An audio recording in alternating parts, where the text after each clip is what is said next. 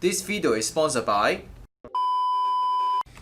Think about this. This is simply a box. If I try to pull this to the edge of the chair, sooner or later, the box will fall. The question is, when and why? Is it falling? Is it falling now? Is it going to fall soon? It falls now. Second question. If I try to lift up this box on one side by a tiny bit and release, you can see that it will return to its original position. That's very normal, isn't it?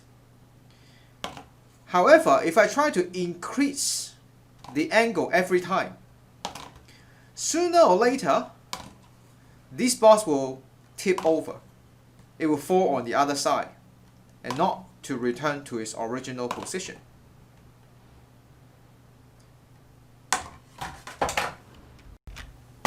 Can you explain these two situations? Pause the video and think about the explanation. A few moments later. In order to explain why, we have to use the idea that we learned in the previous video about center of mass. So here, I've already pointed out using a screw to indicate its center of mass, and therefore we can treat the weight is acting on that particular point simply. Now, if you try to replicate the experiment again by pulling this box to the edge, then we'll be able to see the reason now the box can still stay on the chair is because the weight is still within the chair, and therefore the reaction force pointing upward can still be within the edge also. However, if I pull this further and if the weight is exceeding the edge of the chair, then this will fall. Let me show you again. This is because when the weight is exceeding the chair edge, then the reaction force can only be on the left hand side of the box, because this is the only part that is in contact. And so in this case, there will be a moment exert onto the box going in the clockwise direction, and that is how the box gets rotated. Similarly, for the second situation, the reason why it can return to its original position with the small angle is because the weight is still acting in this direction and the reaction force is going in this direction at the pivot here, and so that will create a moment that is going in the clockwise direction, and that brings the box back to its original position. Like so. Until when your angle is very large, that the weight, you can see here, the weight is exceeding this pivot. So if you think about, let me make it more exaggerated. So in this case, then the weight is going in this direction downward, and the reaction force is at the pivots going up, and that will create a moment that is anti-clockwise. And so that is why the box will go in this direction. And this determines where the box will go, whether or not it go in clockwise direction or anti-clockwise direction. And that is to say, it all depends on whether the weight is exceeding the edge or within the edge, like this. Exceed or within. Exceed or within. And of course, if I try really hard and do it very carefully, and if the weight is exactly at that tiny particle of the edge, technically, I can get this box to stay there. But of course, it's very hard because that particle tolerance will be very, very little. Next, imagine this object is a person. Can you imagine how you can make this person to be more stable so that it will always return, or more likely to return, to its original orientation rather than tipping over?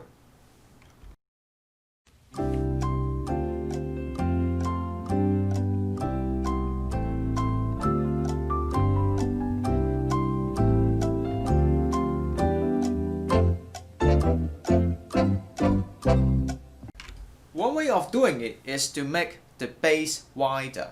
So originally, you have the base starting from here to here, which is the box itself, and now I attach two extra paper cylinder to it.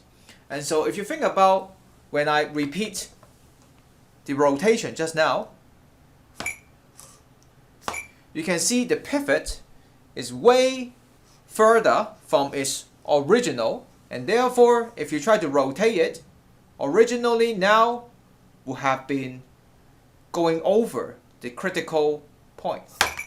But now you can still return to the original position because now the new pivot has been extended to here from here. And so it will be easier to restore to its original position when you have a wider base. And so this is why sumo, which is a traditional Japanese sport, where you have to push the opponent outside of this circle, or you may want to flip them over to, I guess, to win. And therefore, to defense, you want to get yourself to be more stable, and therefore you always see before they start, the player always spread their legs so that their base will be wider, just like what we explained.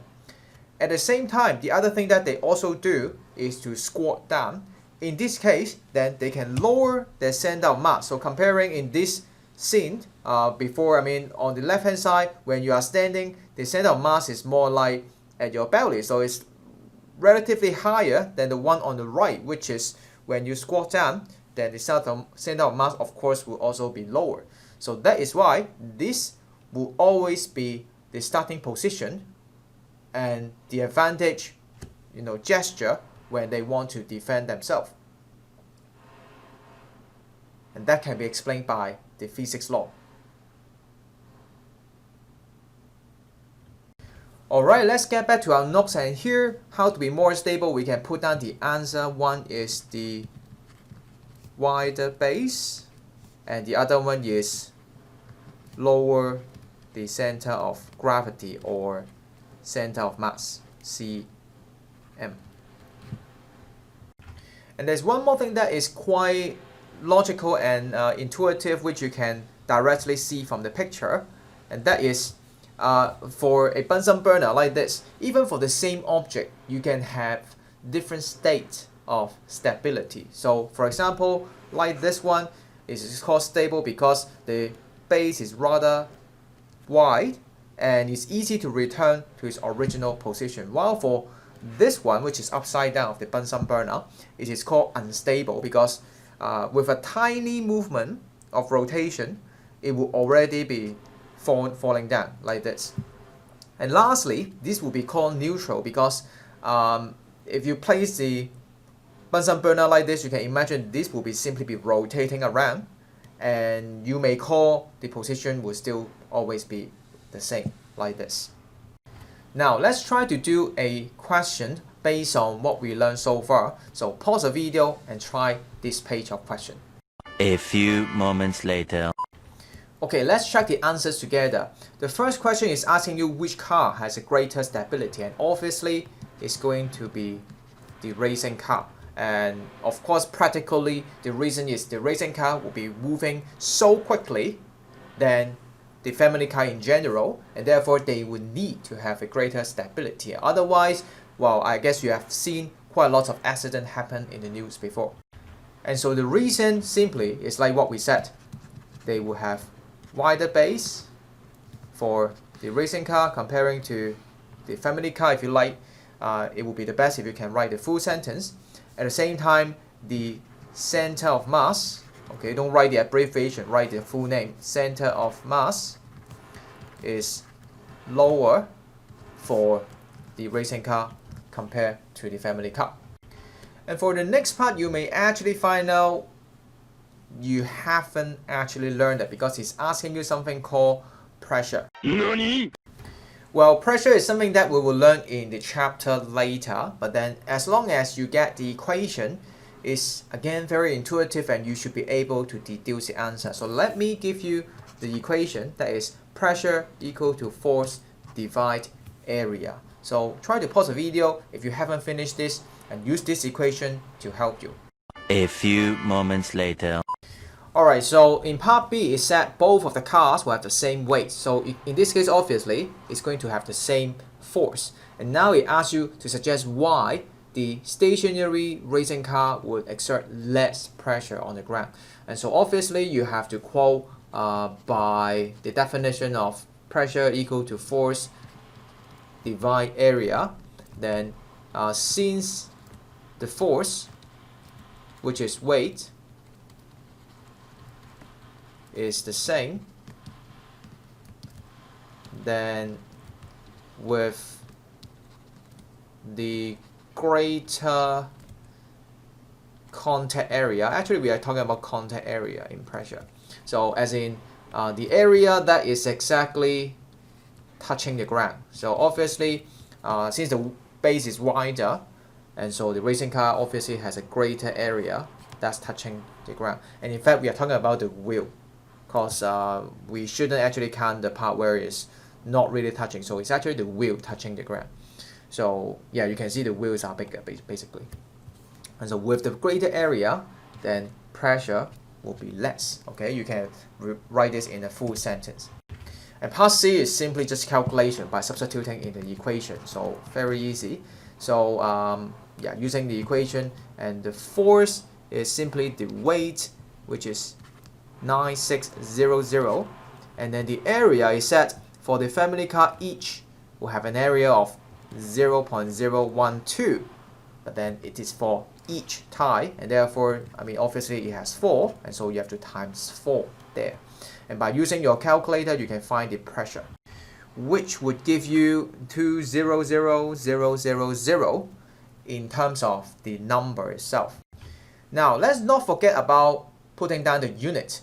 However, since you haven't really learned about this equation, you probably would not know that the unit for pressure is something called Pascal, PA, which is a name of a scientist.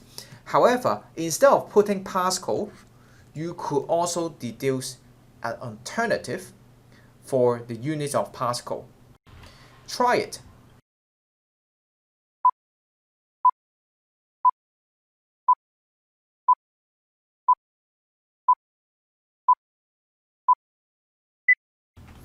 Okay, the answer is very simple because the equation is F over A, and F has a unit of Newton, A has a unit of meter square, and obviously an alternative for the unit Pascal could be Newton per meter square.